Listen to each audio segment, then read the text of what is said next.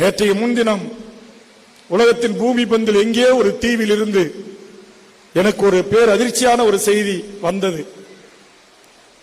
அந்த செய்தியை, அந்த இரு படங்களை பார்த்த பிறகு நான் முற்றுமுதலுமாகவே உடைந்து விட்டேன்.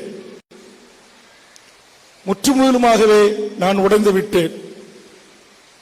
என் தமிழீழ தேசிய தலைவரின் குடும்பம், ஒரு பெற்றோர்கள், அவருடைய அன்பு மகன், அன்பு மகள், அன்பு மனைவி, அத்தனை பேரும் அந்த மண்ணின் விடுதலைக்காக கடைசி நிமிடம் வரையில் பொதுமக்களில் ஒருவராக பொதுமக்களோடு அந்த மண்ணை அள்ளி தன் மார்பில் வைத்துக் கொண்டு கடைசி நிமிடம் வரையில் அந்த களத்தில் நின்ற அப்பேற்பட்ட ஒழுக்கமும் அறநெறியும் கொண்டு களத்தில் கடைசி நிமிடம் வரையில் போராடிய ஒரு மகத்தான தலைவன் மேதகு பிரபாகரனை நான் தலைவனாக பெற்றிருக்கிறேன்.